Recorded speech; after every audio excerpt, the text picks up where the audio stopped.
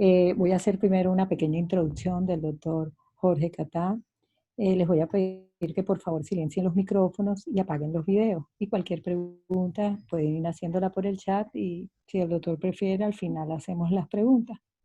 El tema de hoy es avances recientes en las manifestaciones oculomotoras y vestibulares en la deficiencia de tiamina y la encefalopatía de Wernicke. Voy a presentar al doctor Jorge Catá. El doctor Jorge Catá se formó como médico en la Universidad de Rosario, Escuela de Medicina, en Bogotá, Colombia.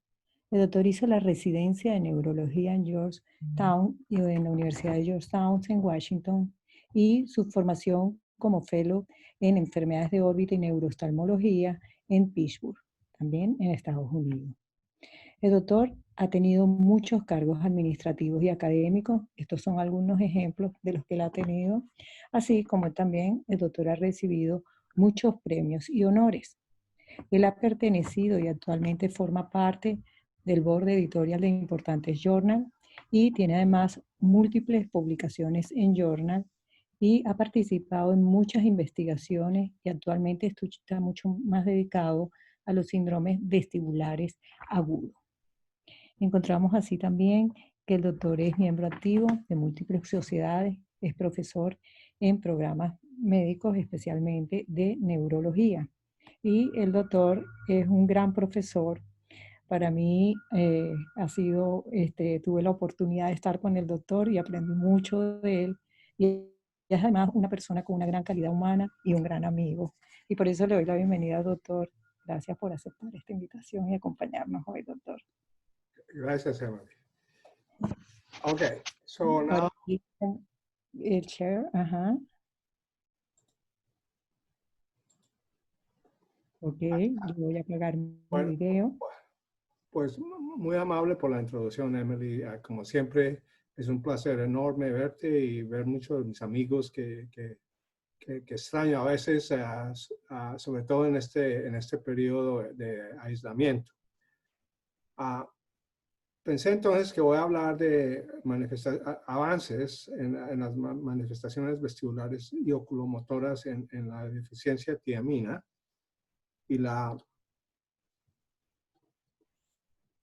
¿cómo avanzo yo esto? Ok.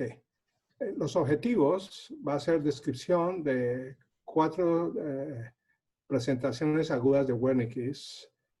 Si quieres puedes ponerla, perdón, en modo de presentación. Tiamina de Wernicke's. ¿Me oyen? Sí, yo te escucho. Si quieres ponerla en modo de presentación, lo puedes hacer también. Bueno. Ajá, le da. Si quieres, Okay. creo que te da, ajá, para que no se te vean las... Ok. ¿Queda bien? Ajá, perfecto, mucho mejor. Ok.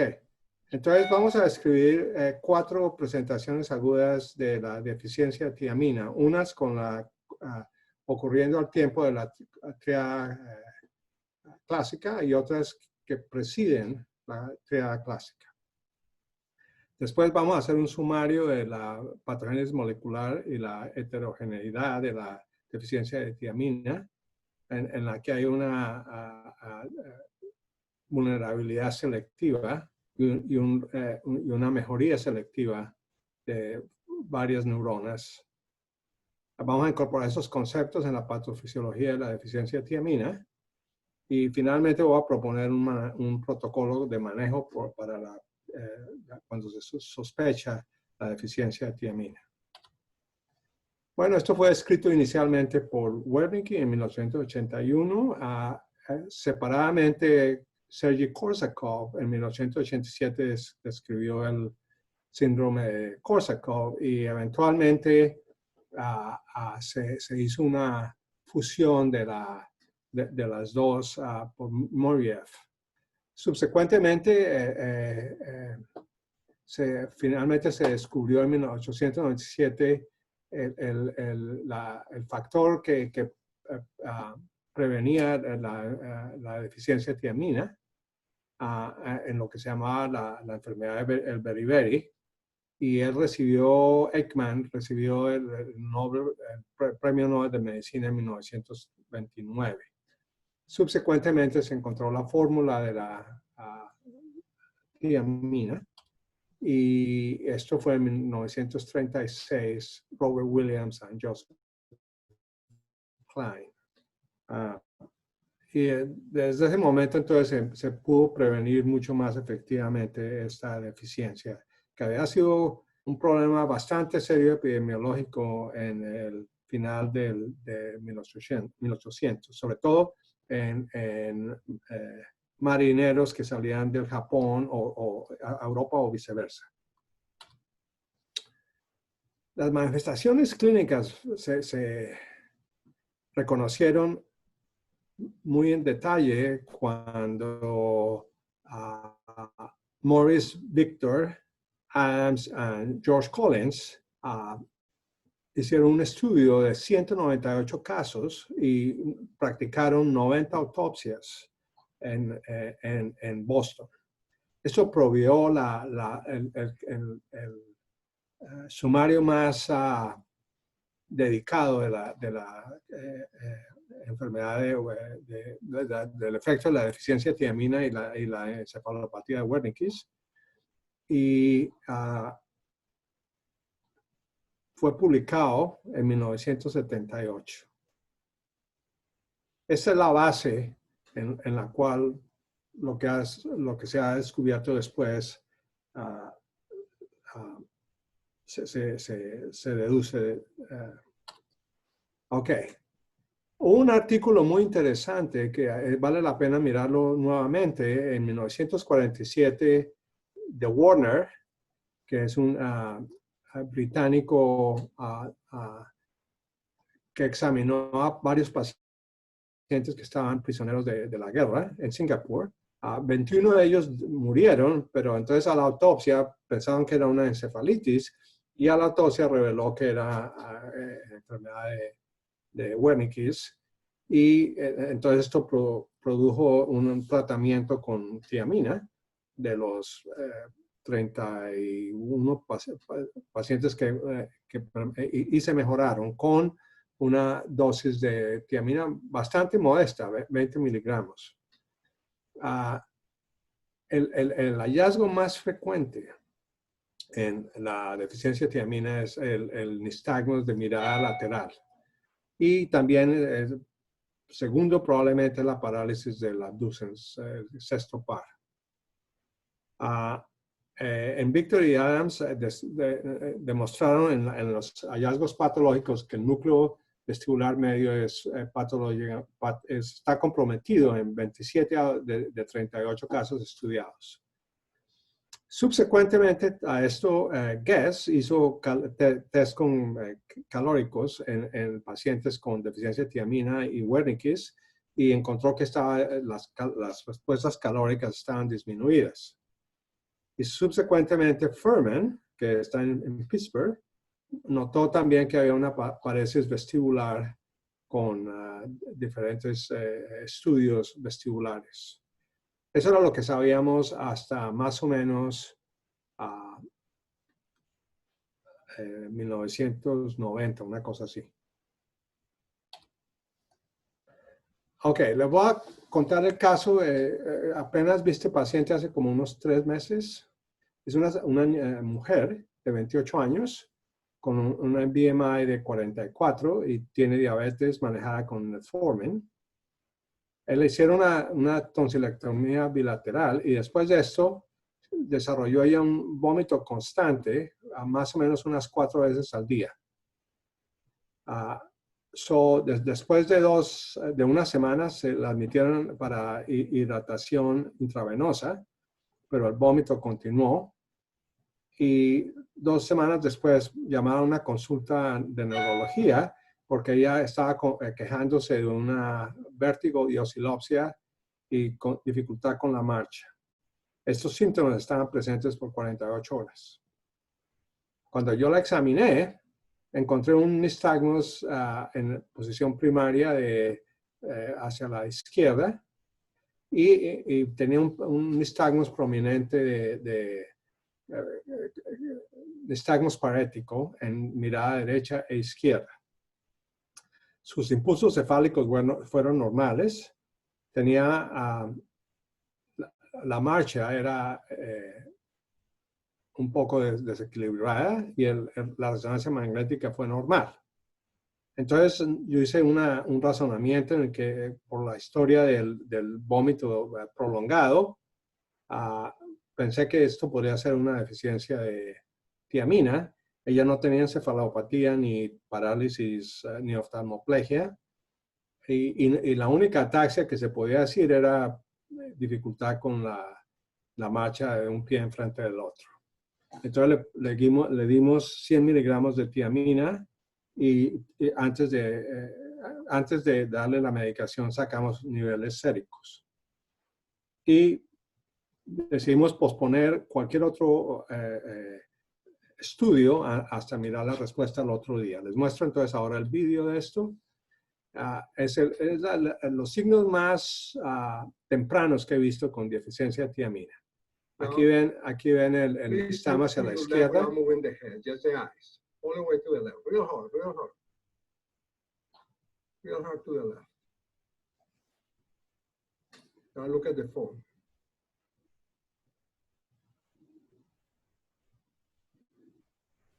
Now look to the right. All the way to the right. Y aquí es un nistagmus parético a la derecha. Real hard. No hay nistagmus vertical. Now look at the phone. Now look up. Entonces le dimos 100 miligramos de tiamina intravenoso y este es el siguiente día. No hay nistagmos en posición primaria. Y no hay nistagmos casi. Un mínimo nistagmos en la mirada hacia la derecha y lo mismo hacia la izquierda. Entonces esto fue una mejoría dramática.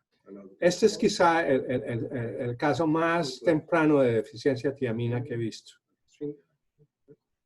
Y este va a salir publicado en la semana que viene, en Anales de Medicina Interna. Miren, aquí está aquí está el impulso cefálico normal antes del tratamiento. Y los impulsos cefálicos verticales son normales también. Entonces, fue un caso muy interesante porque, como ven, no parece que estuviera malnutrida. Fue el hecho de que vomitó continuamente casi por 3 semanas.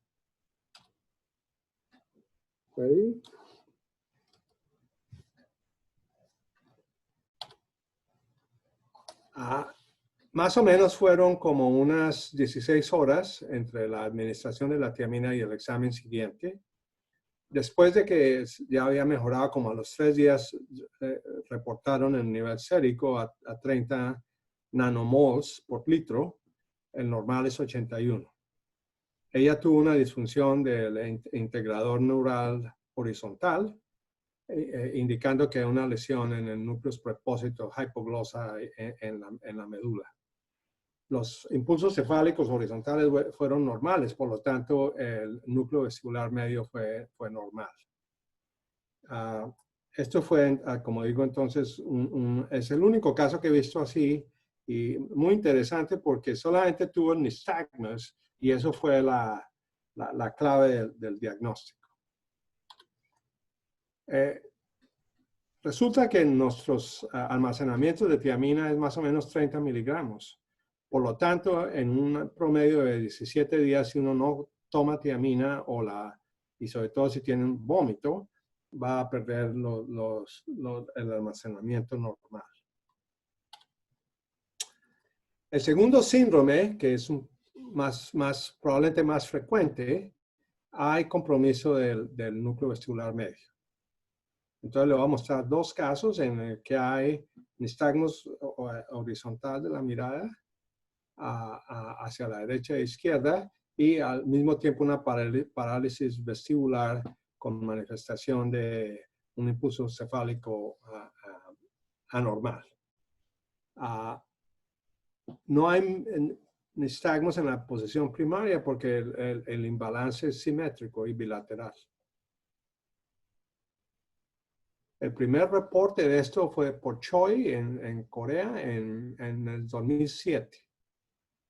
Y después de esto, nosotros publicamos varios casos. Le voy a mostrar el primer caso que vi en Peoria.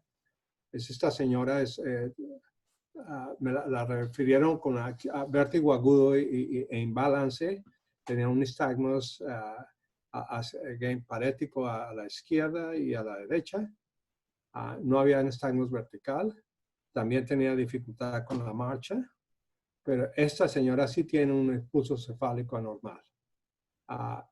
Los movimientos de seguimiento no eran muy anormales tampoco. Es interesante. Entonces, aquí hay compromiso del núcleo propósito de hipogloso y también del núcleo vestibular medio.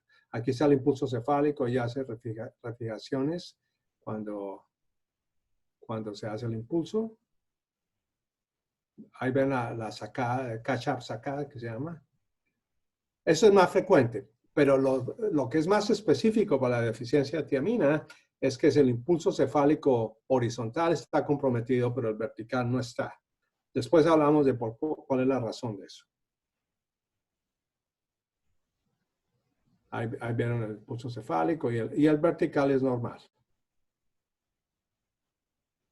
Entonces, esa combinación en un paciente que tiene deficiencia nutricional, ella tenía dependencia del alcohol y esto fue lo que le causó el problema. Esta es otra paciente que tuvimos muy interesante también en este caso, una señora con un bypass gástrico. Le ven el nistagmus horizontal también. Look at the finger. Look at the camera.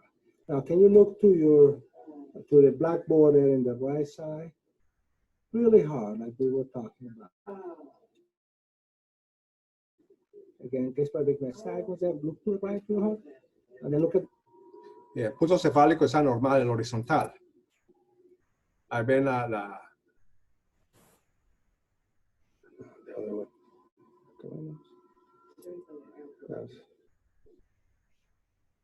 le dimos una dosis bastante grande de tiamina intravenosa, 500 miligramos, e inmediatamente mejoró el impulso cefálico. Noten. Es normal. Ese es el único caso que he visto con una respuesta tan rápida. Look at my nose. I have to do it unpredictable. Look at my nose. Y 2 días después todavía tiene algo de nystagmus, pero el impulso cefálico es normal. Okay, please look at the left, all the way to the left. Once it's a gastro nystagmus, but no gastroparesis. Now, this is a more of a vestibular nystagmus. Now look at me here all the way. And right gaze also shows the direction changing nystagmus. Now keep looking at the camera really wide open the eyes.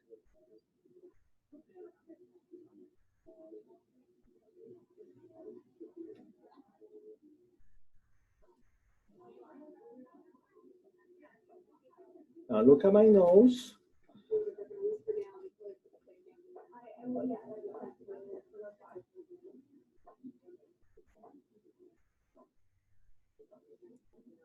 There we go. So she got better very fast. And sometimes the response to the treatment is obviously proves that the diagnosis is correct. So where is the lesion? So Choi had reported in 2007 that the lesion involved the medial vestibular nucleus. And this is the head impulse for horizontal impulses that, perdóneme, a veces me volví al inglés. El impulso cefálico horizontal está normal y los verticales normales. Como ven aquí, la ganancia fue normal. No hay reportes de examen del hueso temporal en casos humanos de tiamina, de deficiencia de tiamina.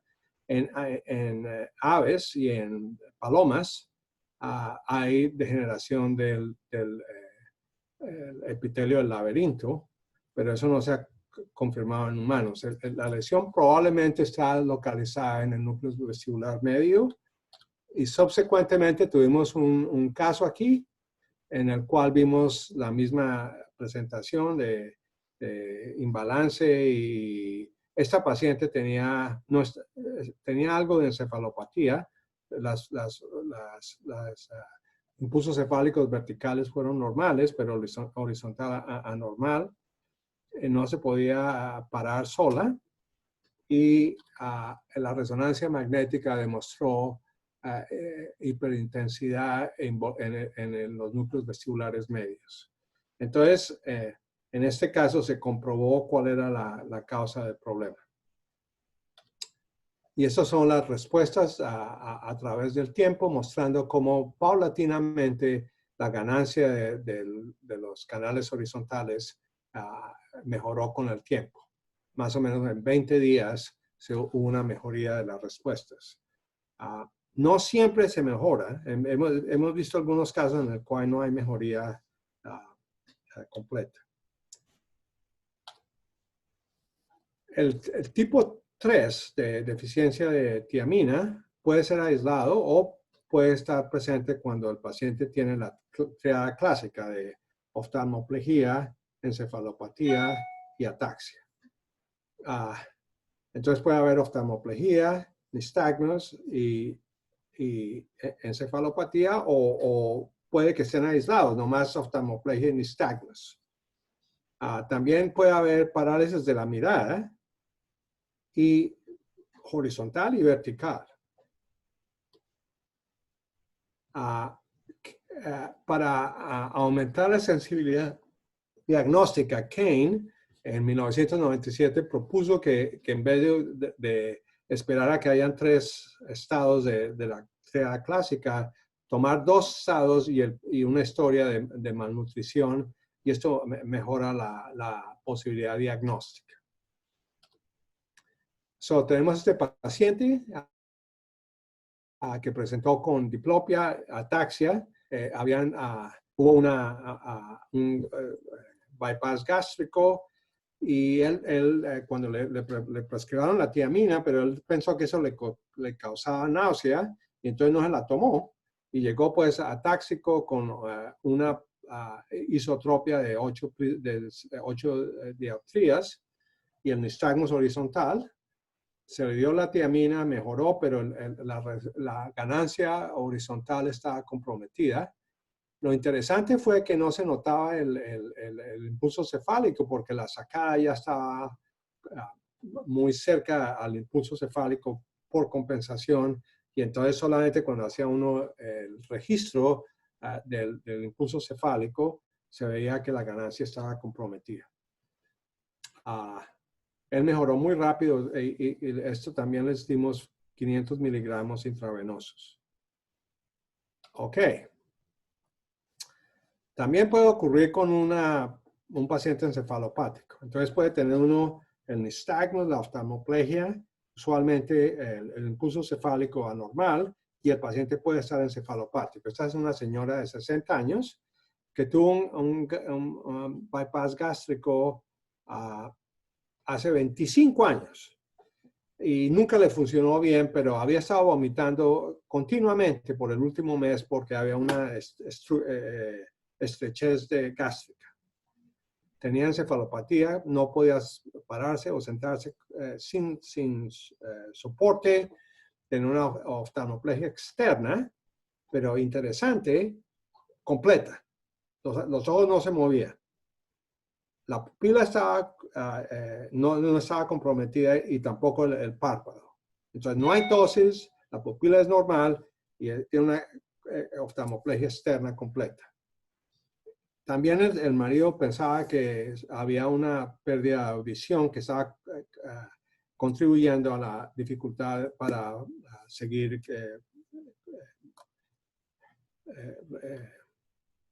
los comandos verbales. Les muestro el caso. Aquí es a 24 horas, ya había algo de respuesta a tiamina. Inicialmente ningún movimiento de los ojos. A 24 horas ya hay algo. Hay un nistagmus parético a la izquierda. Right. All the way to the nurse, please. Look at her. Look at her pocket in the jacket. Really hard. Really hard. Okay. Look up. That's good. And then look down. All the way down. And that's good. And once again, please look to your left at the pump there. At the pump. Perfect. Jorge, ¿tú tienes el video a velocidad normal o lo tienes más lento? ¿Cómo dice? Que si lo tienes a velocidad normal el video. Sí. Ok. Primary gaze, we have eso es steady position. 48 horas ahora, después de tratamiento con... esta vez fueron 100 miligramos. Well-defined left gaze sporadic nystagmus. This is 2 days after the initiation of treatment. Now look at the phone there. Steady here. Now look at me over here. And now, yeah, look at me really hard. And then one sees right gaze sporadic nystagmus, which was not possible yesterday. That means that the burst neurons in the sixth nerve nucleus are doing well. Improved my nose. ¿Sí ven el impulso cefálico anormal? Entonces fue de parálisis de la mirada a nistagmus parético y después ya que no había oftalmoplegia, entonces el compromiso del núcleo vestibular medio entonces se evidenció. Look at my nose. Look at my nose. Okay. Now look up the ceiling, and then now look down. Y la parálisis vertical de la mirada también mejoró rápido.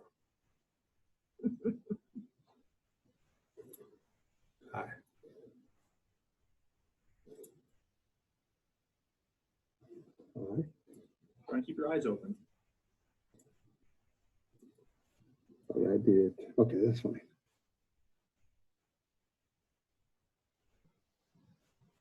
Y estos 5 días después, No longer has gaze sporadic nystagmus. Now, el nystagmus desapareció ya. Okay, perfect. Now, look at the finger over here. Again, full gaze, look to the right.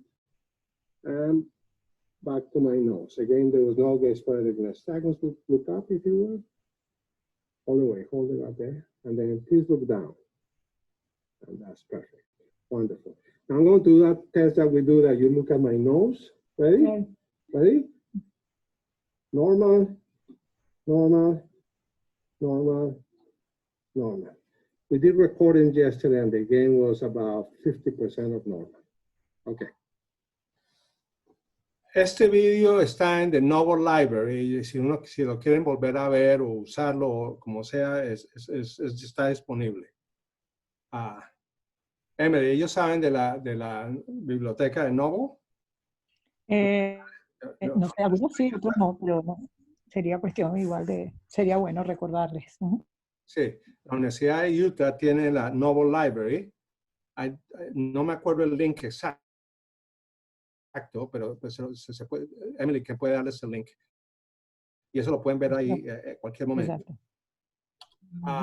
Entonces, la parálisis de la mirada se mejoró rápido y un nistagmus de mirada parética se desarrolló después.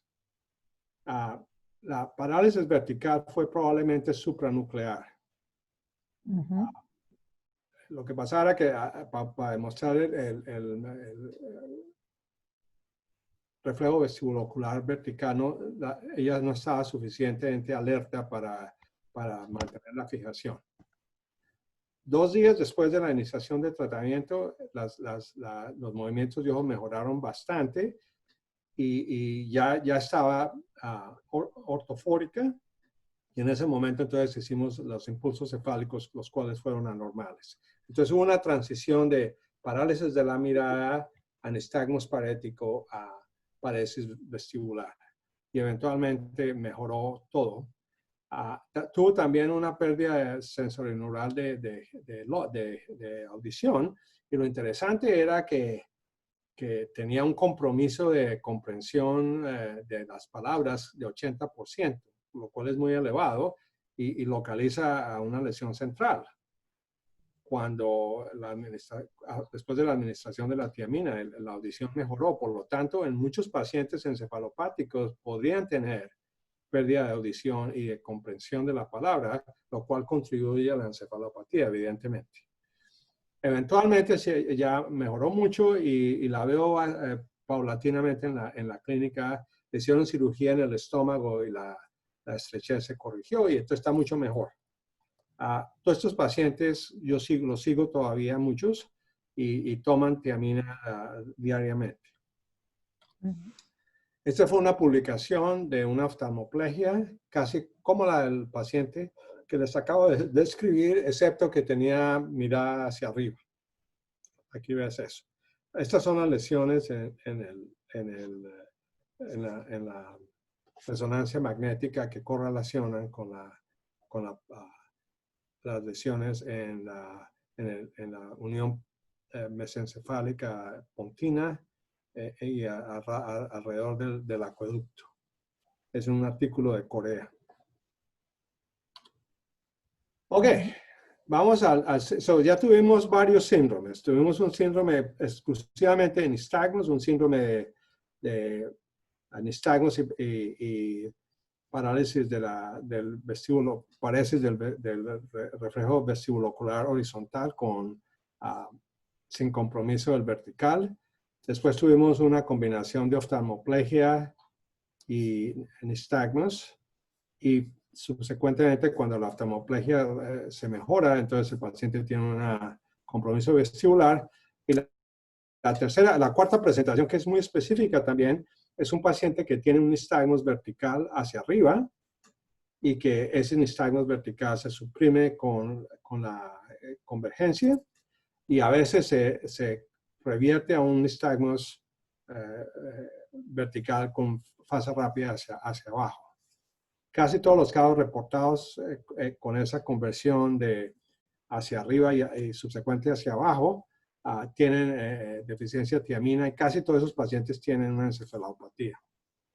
Eventualmente, el nistagmus hacia arriba o se mejora con la tiamina o evoluciona a un nistagmus vertical con fase rápida hacia abajo que permanece indefinidamente por muchos años. Ya yo tengo 3, 4 pacientes que seguimos y todavía tienen nistagmus a más de 10 años.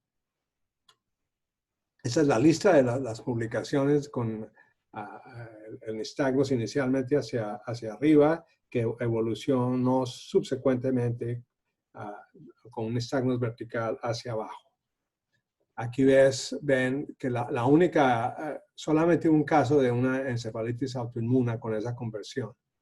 El resto han sido todos debidos a deficiencia de tiamina.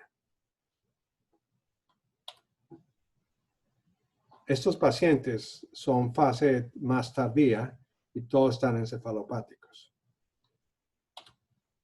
Aquí tenemos uno de esos pacientes en el que vimos inicialmente un nistagmus hacia arriba. Tenía encefalopatía el paciente, el nistagmus se suprimió con convergencia, con head shaking y con vibración del cráneo. Y durante esos periodos hubo una conversión a un nistagmus vertical hacia abajo, con un switch de vuelta otra vez hacia arriba, pero eventualmente se convirtieron en un nistagmus vertical con fase rápida hacia abajo. Entonces, el hallazgo inicial con un nistagmus transitorio hacia abajo eventualmente puede convertirse en un nistagmus vertical con fase rápida hacia abajo para siempre. Aquí mostramos el efecto de la vibración del cráneo. Aquí está el nistagmus hacia arriba y se suprime por un rato. Y cuando uno agranda esto, hay un nistagmus hacia abajo muy, muy leve.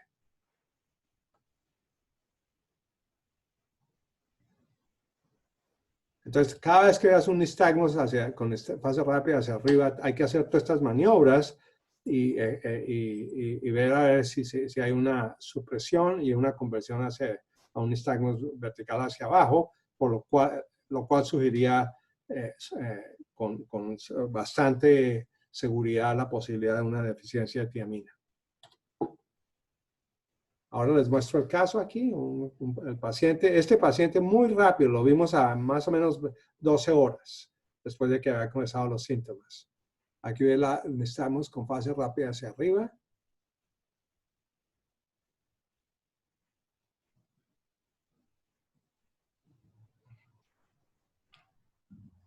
Se ve lento.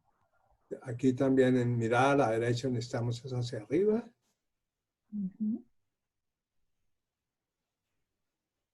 También combinado con un nistagmus horizontal también.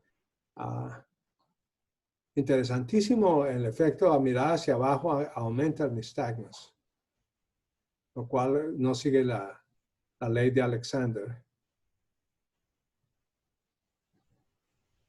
Y los convergentes los suprimieron el nistagmus y lo convierte a downbeat. Y ahorita son 2 años después, no hay nistagmus vertical en primaria, solamente con el oftalmoscopio se ve un poquito, y aquí en mirada lateral es un nistagmus con fase rápida hacia abajo. Entonces esa conversión es muy sugerente de un síndrome de deficiencia de tiamina. Entonces el equivalente vestibular, oculomotor, del síndrome de Korsakoff es el nistagmus vertical hacia abajo que permanece a través del tiempo. También tienen dificultad haciendo marcha de pie enfrente del otro. Entonces necesitamos que tener una explicación para este nistagmus. ¿Qué pasa? Proponemos que esto y quiero aclarar aquí, esto fue trabajo que hicimos por lo menos 1 año y medio con David C., tratando de mirar a la literatura y a comprender exacto cuál es la posibilidad, cuál es la hipótesis más probable que explica esto.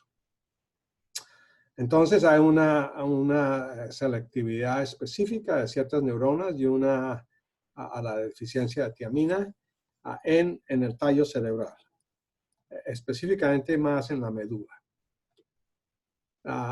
Y el núcleo vestibular superior usualmente no está comprometido porque es muy lateral. Les explico más después. Hay un recobro de ciertas neuronas, pero otras no mejoran. Y entonces esto produce este nistagmus. Las neuronas que al parecer están comprometidas se llaman las neuronas del paramedian tracts. Estas están comprometidas inicialmente y no mejoran. Las demás neuronas mejoran, entonces por eso es que el nistagmus se convierte hacia arriba, fase rápida hacia arriba, a fase rápida hacia abajo.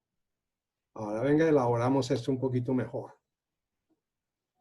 Las neuronas de los paramedian tracts reciben la información de cuál es la posición normal de los ojos.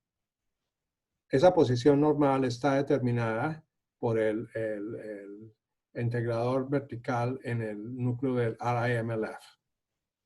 Estas neuronas entonces le informan al flóculos del cerebelo cuál es la posición perfecta. La función de flóculos es suprimir el núcleo vestibular superior continuamente. ¿Por qué?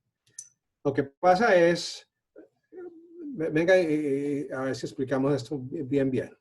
Los ojos están en el centro y se mantienen en el centro porque, desde el punto de vista de input horizontal, porque los núcleos vestibulares, el núcleo del sexto par y la PPRF están funcionando continuamente y simétricamente. En el plano vertical, las neuronas del paramedian tracts tienen esa función.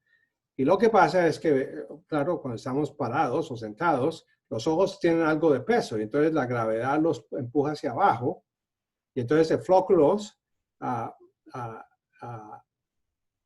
trata de mantener los ojos en el centro. So, hay un tono especial del núcleo vestibular superior para mantener los ojos en el centro y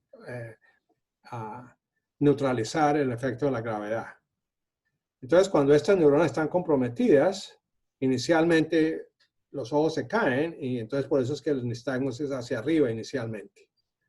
Eventualmente, el flóculo suprime la actividad del núcleo vestibular por compensación y los ojos vuelven otra vez al centro. El problema aquí es que las neuronas estas están comprometidas y no mejoran, entonces no le informan al flóculo dónde es la posición normal, entonces el flóculo sigue suprimiendo el núcleo vestibular superior, de tal manera, deja de suprimir el núcleo vestibular superior de tal manera que los ojos se desvían hacia arriba y entonces hay un nistagmus con fase rápida hacia abajo.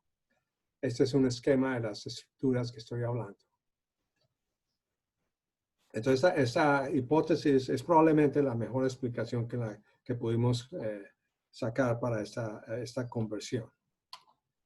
Aquí están las lesiones más frecuentes en el tallo cerebral, en la médula, núcleo vestibular medio, aquí en estructuras cerca al ventrículo, al cuarto ventrículo en el puente, aquí la unión pontomesencefálica y aquí al lado del acueducto.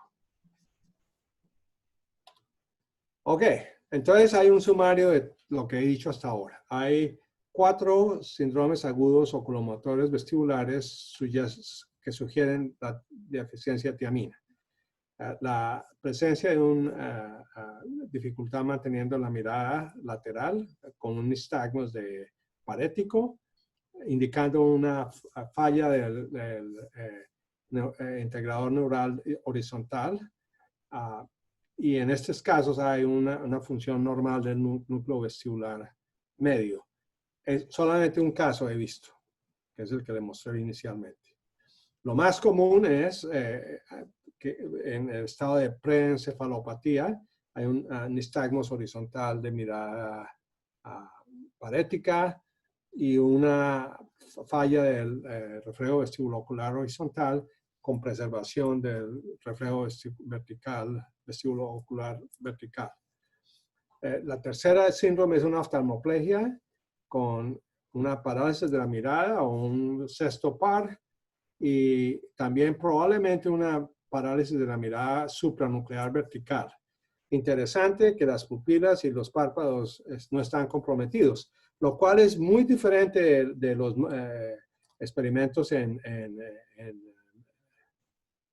primates, en los cuales hay compromiso de la pupila. Y en la última presentación, que es bastante sugerente de este síndrome de deficiencia de tiamina y encefalopatía de Wernicke's, es un nistagmus con fase rápida, vertical con fase rápida hacia arriba, que se puede suprimir transitoriamente y eventualmente se puede convertir en un nistagmus, o puede mejorar en unos casos, o puede convertirse para siempre en un nistagmus con fase rápida hacia abajo. Esto refleja una disfunción permanente de las neuronas del paramedian tract. Ok. Ahora viene una pregunta. ¿Por qué es que todas las lesiones están al lado de los ventrículos? Hay 3 enzimas que dependen de la tiamina. La deficiencia de hidrogenasa del piruvato, la deficiencia del alpha-ketoglutarate, lo cual causa un exceso de glutamato. Recuerden que el glutamato se convierte por la deshidrogenase a una GABA, y como esa enzima depende del cofactor de la tiamina. Entonces, si no hay tiamina, entonces va a haber más glutamato, el cual está más concentrado, más elevado. La concentración más elevada cerca a las barreras de la... más elevado cerca de la barrera hematoencefálica. Y entonces el exceso de glutamato es más pronunciado en esas áreas. Y hay otros mecanismos también que son posibles. Esta es la distribución clásica de esas lesiones en la médula, en una pontomesencefálica, en el puente, también en el tálamo medio y claro, en los cuerpos mamilares. En algunos casos, cuando el paciente muere, usualmente como resultado de deficiencia de tiamina, las lesiones son hemorrágicas. Esto fue lo que inicialmente Wernicke vio en sus pacientes. Fuera de los órganos circunventriculares, también hay una malfunción de la barrera hematoencefálica. El núcleo superior vestibular usualmente no está comprometido y entonces por eso hay una preservación del reflejo vertical vestibulocular. Aquí están los diferentes grupos de las paramedian tracts. Están localizados primariamente en el puente y en la médula, muy cerca al cuarto ventrículo. Lesiones en gatos de este grupo de neuronas causa un nistagmus con fase rápida hacia abajo. Ok, vamos a ver ahora la audiencia que dice de este caso. Esta es una señora de 61 años, tiene depresión y ansiedad, anorexia de causa no clara, tiene dolor en el estómago algo y ha perdido 40% de su peso. Tiene algo de apnea del sueño. Se hizo esta resonancia que mostró estas lesiones. Aquí en la corteza también, en el tálamo, ¿no? Sus niveles de 14-3-3 protein y tau estaban elevados en el líquido cefalorraquídeo y la resonancia es obviamente anormal. Entonces, ¿cuál es el diagnóstico? ¿Alguien me quiere decir?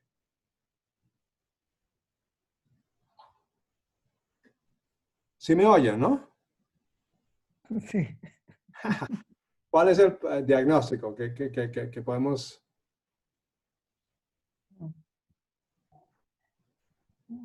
Como que nadie se arriesga.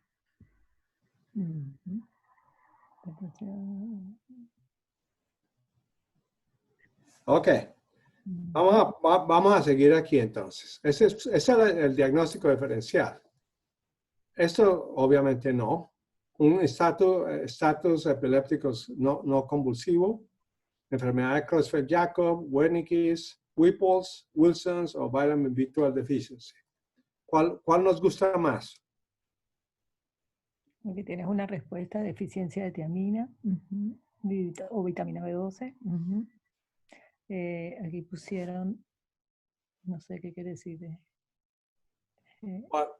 Ok. No, Les voy a decir que el diagnóstico de los médicos que la trataron fue esto. Creutzfeldt-Jakob.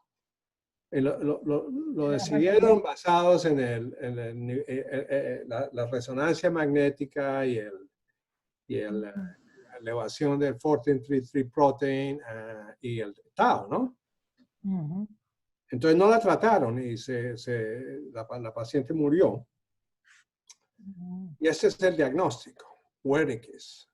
Yo nunca vi a ese paciente, la presentaron en una charla en la Academia de Neurología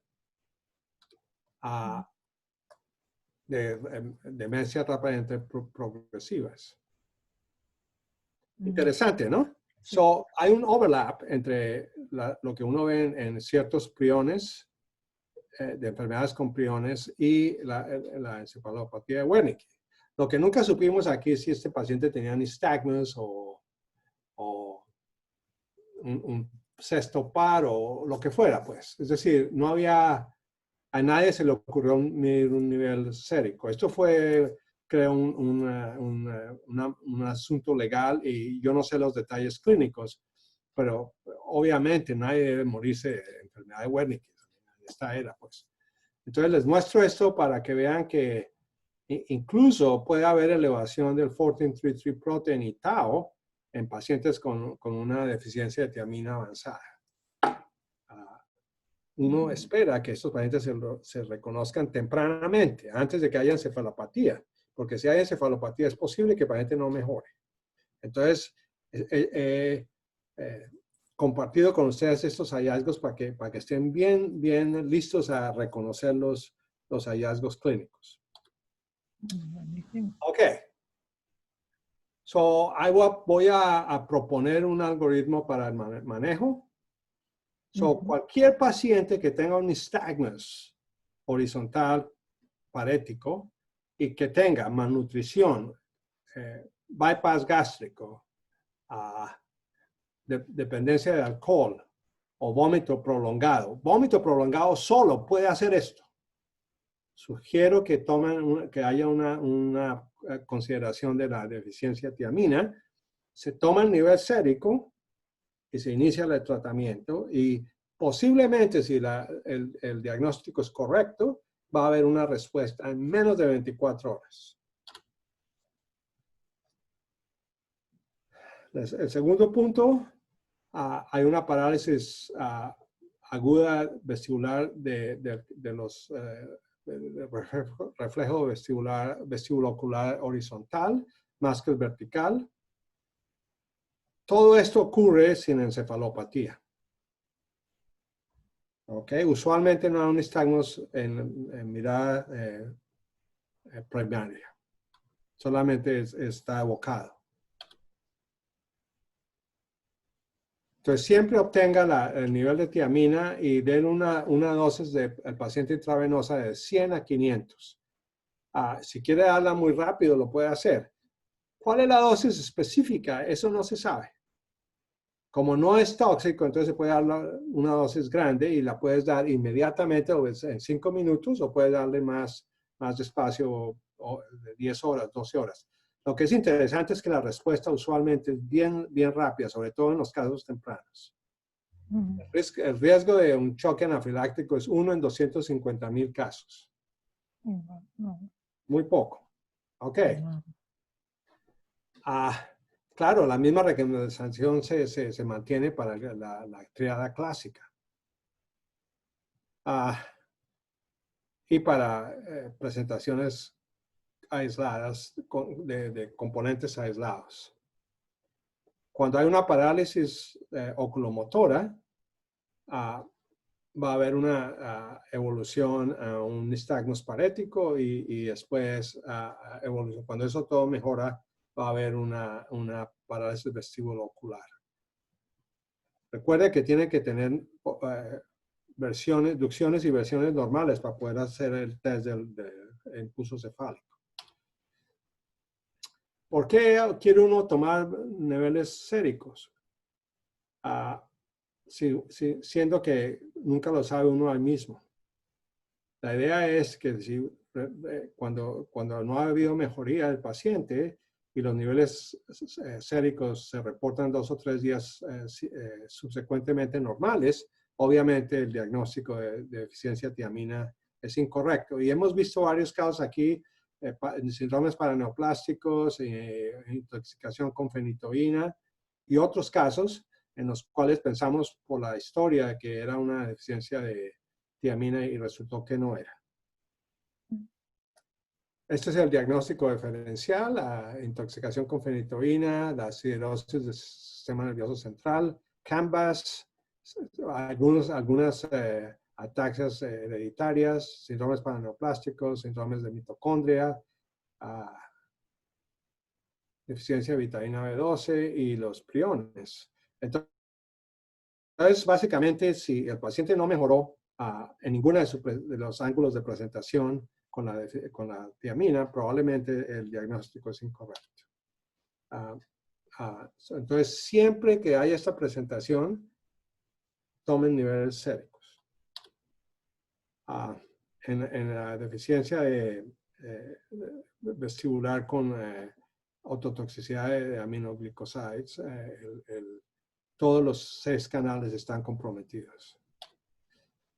¿Cuáles son las limitaciones de estas recomendaciones? Muy pocos pacientes. Esto que he desarrollado es experiencia personal con 16 casos. Entonces no hay diagnóstico o manejo que se pueda deducir con confidencia estadística. Tampoco sé cuál es la relación entre el nivel sérico y los hallazgos clínicos. Y hay una gran heterogeneidad de los hallazgos clínicos. La tríada clásica de encefalopatía, ataxia y oftalmoplegia no es una manifestación temprana. Tiene que uno reconocer que esto es una manifestación tardía y que puede conllevar consecuencias. La recognición temprana de los hallazgos oculomotores y vestibulares pueden prevenir la encefalopatía y otras complicaciones que puedan ser irreversibles. La presencia de una dificultad en mantener la mirada lateral con un nistagmus parético en un paciente con deficiencia nutricional sugiere una deficiencia tiamina. Y los pacientes deben tomar un nivel sérico e iniciar tratamiento sin ningún retraso. La mayoría de los neuronas afectadas por la deficiencia de tiamina están localizadas alrededor del cuarto ventrículo, incluyendo las neuronas del tractos paramedios, PMT. La encefalopatía de Wernicke que puede estar asociada con un nistagmus vertical con fase rápida hacia arriba, con supresión y subsecuentemente con conversión a una nistagmus con fase rápida hacia abajo. Y esto puede producir un diagnóstico muy sugerente si uno ve esa conversión inicial, ve la transición inicial y subsecuentemente una conversión definitiva. Cuando hay nistagmus vertical con fase rápida hacia arriba, también el compromiso del reflejo vestibulocular horizontal coexiste. Muchos pacientes con nistagmus, no muchos, algunos pacientes con nistagmus vertical hacia arriba mejoran sin convertirse a nistagmus permanente con fase rápida hacia abajo.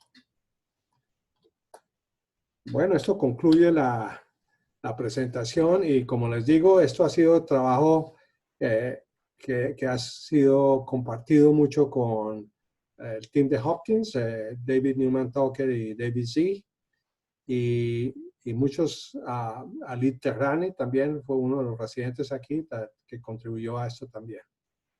Muchas gracias y ahora sí estoy dispuesto si hay preguntas. Gracias, Jorge. Excelente presentación. Interesante, además. Creo que hemos aprendido muchísimo hoy. Te voy a ir leyendo las preguntas, si quieres. Voy a ir desde el principio. Antes de seguir, quiero invitarlos. La otra semana tendremos al doctor Musi y al doctor David Z. También, que nos va a ayudar un poco en la formación. Bueno, aquí todos muchos te salvan. Voy a ir desde el principio para que no se me pase ninguna pregunta acá. Y ¿qué valor da la electronistagmografía para diferenciar los nistagmus vestibulares versus los de origen ocular y central? El nistagmus parético, la fase lenta del nistagmus, una caída exponencial.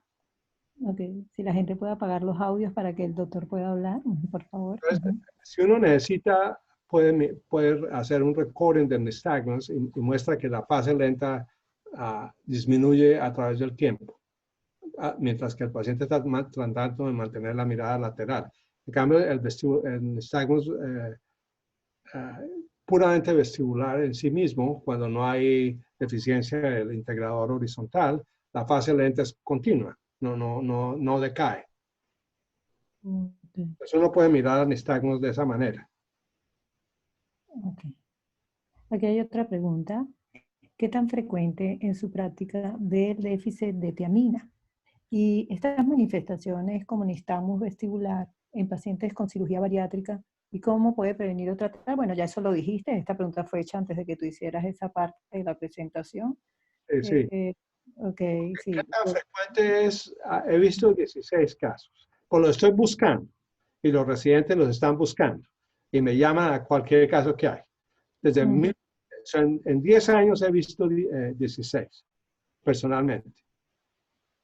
No es ujú. mucho. Y hay muchos porque llegan a la sala de emergencia y les dan tiamina y nunca reconocen cuáles son los síntomas ni nada. Es reflejo en la sala de emergencia en casi todos los países del mundo que llega una persona con historia de alcoholismo o una cosa así y le dan tiamina. Entonces yo creo que es más frecuente, pero no reconocido. Ok. Este paciente, la primera paciente que les presenté, estaba en el departamento de medicina y no le habían puesto tiamina con la hidratación. Ok. Entonces, esos pacientes están ahí y nadie lo reconoce, yo creo, eso es lo que pasa, pero como estoy buscándolo, entonces lo encuentro frecuente. Ok. Aquí preguntan, ¿qué dosis de tiamina sugiere, doctor Catá? Más So, adelante preguntan, ¿100 o 500? ¿Cuántas dosis? lo que hemos visto, como le decía, cuando Wardener, en los prisioneros de guerra, les dio 20 miligramos, era todo lo que tenía y se mejoraron. No sé qué tan rápido, no dicen en el artículo qué tan rápido. Aquí les dimos a unos 100 y a otros 500. Yo creo que todo está saturado. Ujú, Solamente porque uno necesita, hay varios transportes. Hay un transporte del abdomen, del gut, a la sangre. Un transporte de la sangre al cerebro. Un transporte del cerebro a la mitocondria, donde ya ha sido sintetizada por la thiamine pyrophosphate con magnesio. Entra a la mitocondria y entonces son 4 transportes, 4 genes, 4 proteínas. Hay una heterogeneidad enorme en las manifestaciones clínicas, porque ujú. uno puede ser heterocigote o homocigote de 4 proteínas que están envueltas en el proceso de llegar finalmente a la mitocondria para entrar a hacer al Krebs cycle y todo esto. Entonces, hay mucha heterogeneidad. Y por eso yo creo que es difícil saber cuál es, cada paciente, cuál es el genotipo de la tiamina en cada caso. Entonces, yo creo que uno cuando les da una dosis muy grande se eliminará por la mayoría de la dosis, porque necesita uno transportarlo, ¿no? Ujú. Vimos que una paciente con 500 miligramos agudos mejoró inmediatamente. Es el único caso que he visto así. La mayoría son como más o menos 24, 48 horas. Ok. ¿Cuál es la mejor, otra pregunta, cuál es la mejor forma de evaluar el núcleo vestibular medio? El pulso vestibulocular. El núcleo vestibular medio, ok.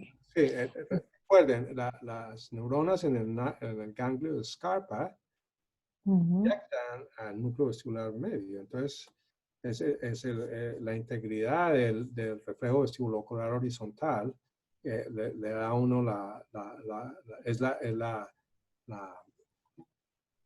respuesta al reflejo vestibulocular. Entonces, si el reflejo vestibulocular es normal, las neuronas del núcleo vestibular medio están funcionando bien. ok. Otra pregunta, doctor. ¿Qué manifestaciones oftalmológicas podemos identificar en beriberi seco? Ok, el beriberi es una palabra que es interesante. Vino de la época en que están estos sailors, marineros, pues, que iban a Ujú, través del mundo y les daba esto y en varios otros lugares en la cual hay muchas vitaminas que están deficientes, no es solamente tiamina. Entonces hay varias. Algunos casos de deficiencia de tiamina ha habido una neuropatía óptica, ¿no? Entonces esto puede pasar también y hay varios reportes de eso. No sé qué otras manifestaciones oculares en sí mismas en humanos. En modelos de primates puede haber otras manifestaciones de demineralización en otros lugares de las vías ópticas.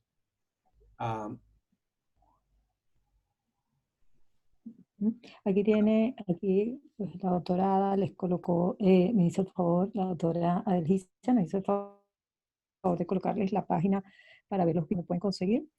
La Nobel Utah Edu. Y con relación a otra pregunta, veo que la maniobra del impulso cefálico es clave en el diagnóstico clínico del déficit de tiamina. ¿Por qué le da tanto valor? Bueno, y la fisiopatología del déficit de tiamina, pero el doctor ya me puso que usted lo había explicado. ¿De alguna observación aparte de la maniobra del impulso cefálico? El impulso cefálico aquí es clave, ¿no? Porque las lesiones son tan frecuentemente en esa localización del núcleo vestibular medio. En la serie patológica de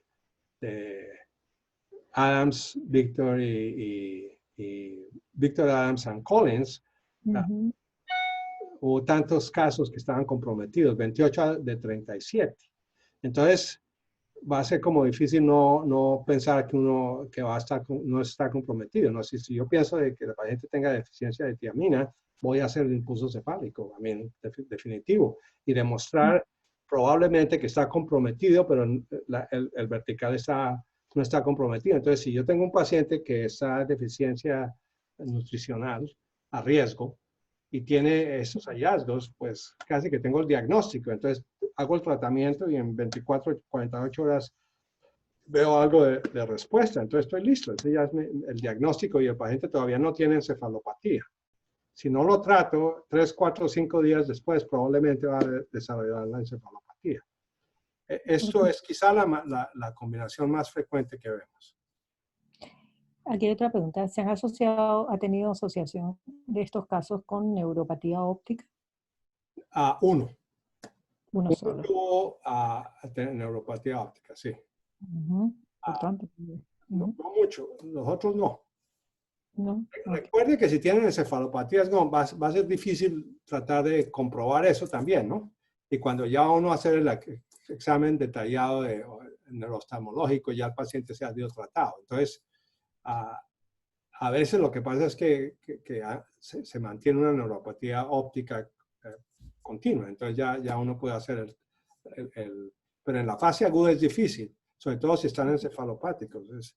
Están despiertos, no están en coma, pues, como en un trance. Como he dicho, no entienden, no siguen las instrucciones, todo esto. Va a ser difícil hacer un campo visual o que lean los colores o nada de eso. Entonces, la mayoría de los casos que se han documentado ha sido después de la fase aguda. Ya. Ok. Bueno, ya la dosis del tratamiento la dijo. ¿Y la duración del tratamiento, doctor? Preguntan. Bueno, yo les he mantenido con todos estos pacientes, les digo, tomen para siempre. El resto de su vida tome 100 miligramos de tiamina oral. Probablemente es excesivo, pero nadie ha hecho un estudio para saber cuál es la dosis precisa, basados en el hecho de que no es tóxico ni no hay hallazgos colaterales. Entonces pues les dan dosis elevadísimas. Cada vez que ves un artículo nuevo, la dosis es más grande. ¿No? Y realmente la toleran bien, entonces no hay argumento, pues. Ok. ¿Alguno de sus pacientes con esta patología tuvo manifestaciones corneales? Yo no vi. Pero no, a mí, mejor dicho, resulta que, acuérdense que yo soy neurólogo, ¿no? Neurólogo, no oftalmólogo, nada obvio. A mí podía yo mirar el fondo de ojo bien. Pero sí, hay pocos casos descritos, sí he visto, pero muy pocos. Yo no sé eso. Ok. Creo que hay un caso descrito en la literatura de un melting corneal secundario a una deficiencia. No me recuerdo ahorita la bibliografía, pero sí la voy a buscar a ver si se la hago llegar a la doctora. No sé. Ok, y yo se la voy a llegar a la doctora, pues yo la conozco. ¿Se podría hacer una prueba terapéutica aún en casos dudosos de niveles de tiamina sérica normal o al límite, o no justifica riesgo versus beneficios? ¿Cómo es la pregunta otra vez? Ok, voy. ¿Se podría hacer una prueba terapéutica aún en casos dudosos de niveles de tiamina sérica normal o de que el nivel de tiamina esté en el límite? Me imagino que si lo sospecha clínicamente. So, este es el mensaje. Justifica. Este es el mensaje importante. Si piensas que el paciente tiene deficiencia de tiamina, lo tratas. Ok. Le Así. saca el nivel y lo trata inmediatamente, ¿no? Oh, Porque si no, se va a uno a esperar que el nivel, antes el nivel se tardaba una semana. Ahora solamente se tarda como 2 o 3 días. Lo hacen en la Clínica Mayo. Aquí lo mandamos a la Clínica Mayo. ok. La Perfecto. respuesta al tratamiento es, Dramática, ¿no? sí. Muy buena. Sí, por lo que nos mostró, dramática. Y no puede ser que no todos se mejorarán, yo creo, dependiendo de qué tan largo ha sido la duración de la deficiencia y todo esto, ¿no? Pero algo de mejoría va a ocurrir. Entonces yo creo que eso, ¿no? Y cuando el nivel vuelve, entonces ya sabe uno también. Y usualmente hay buena correlación. Yo no he visto un caso en que hubo un nivel normal, a menos de que le hayan dado la tiamina antes de que sacamos el nivel. Y a veces eso ha pasado, ¿no? Para allá, no, nunca retarde el tratamiento. Si uno piensa que tiene eso, toca hacerlo, porque si no, entonces retarda uno y pues eso puede convertirse en un desenlace no satisfactorio. Ok. Aquí tiene muchas felicitaciones, clarísimo como siempre, mil gracias, muy agradecida por su excelente presentación, doctor, gracias. Gracias a ti por invitarme y tan No, bueno. aquí le estoy leyendo todas las presentaciones, le estoy leyendo todo por si acaso. Y gracias por brindar abiertamente sus conocimientos. Y aquí tienes más preguntas. En Okay. pacientes con déficit de tiamina por hiperemesis aguda, ¿se puede observar lesiones en la resonancia o solamente manifestaciones clínicas oculares? Qué pregunta tan buena. La resonancia magnética, no me detallé mucho, pero es positiva en más o menos 50% de los casos. En 50% no es. Resulta que yo creo que pasa lo mismo que con enfermedad cerebrovascular.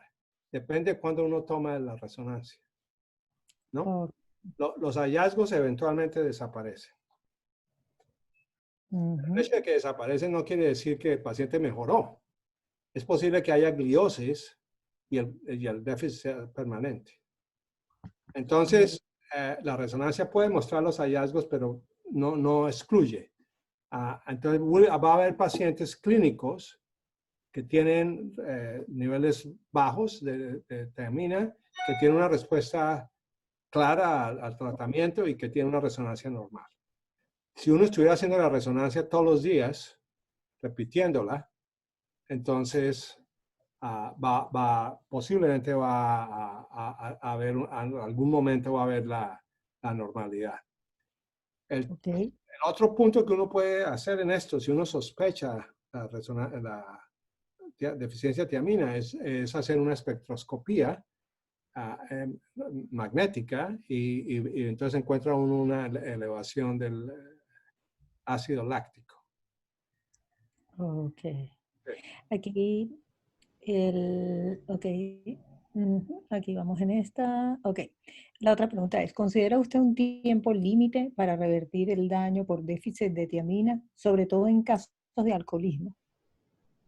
Bueno, el alcoholismo hay 2 factores, ¿no? La deficiencia nutricional, deficiencia de tiamina, 3 factores y el efecto tóxico del alcohol. A esos pacientes les va peor. El bypass gástrico y anorexia nervosa, y estos les va mejor. El alcoholismo complica esto. Okay. Hay artículos específicos en esa asociación, pero noten que la mayoría de los pacientes nuestros, no les mostré yo la distribución, pero la mayoría no son alcohólicos. Okay. Tenemos pacientes con cáncer, tenemos pacientes con varias etiologías. Y este otro fue solamente vómito. Ok. Aquí tiene una pregunta. En las embarazadas que durante el primer trimestre de embarazo presentan hiperemesis y cuadros vestibulares, ¿cómo podríamos sospechar déficit de tiamina y si pudiera utilizar la tiamina? Claro, perfecto, sí, Eh, claro, ninguna duda. Lo tiene que hacer. Y yo no sé cuál efecto puede hacer también en el feto, ¿no? Ah, interesante, no he visto un caso. ok. Bueno, aquí Hay la tiene... temperatura. El otro punto que no comenté, las enfermedades de mitocondria también producen una resonancia magnética parecida. Y claro, es fácil entender por qué, ¿no? La disfunción de mitocondria por deficiencia de tiamina es parecida a lo que pasa con las anomalías de mitocondria en sí mismas. Ok. Este, creo que ya tenemos todas las preguntas. Ok. Emily, si me das Doctor, un sí, por favor. Estaba buscando las de Facebook mientras hace preguntas. Por favor. permiso. Jorge, la pregunta de la resonancia, más que nada, iba dirigida al primer caso que nos presentaste, porque me llamó la atención esto de, bueno, de que quizás haya una manifestación clínica, uno haga la resonancia y no sé si en ese caso le hicieron resonancia o solamente bastó con la clínica. No, Entonces, no. capaz que sí. Yo no la ordené, pero la habían hecho antes.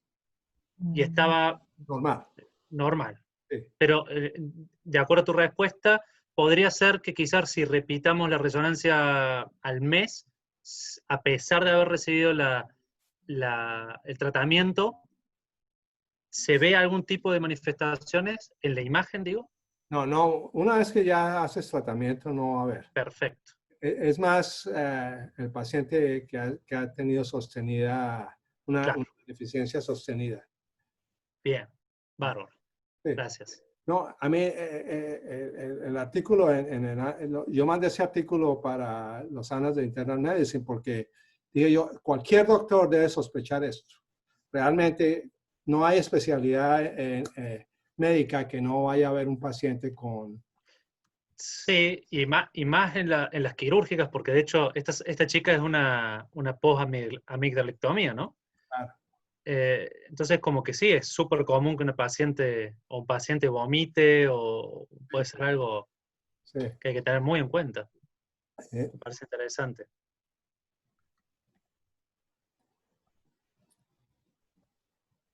ok. Ok, sí.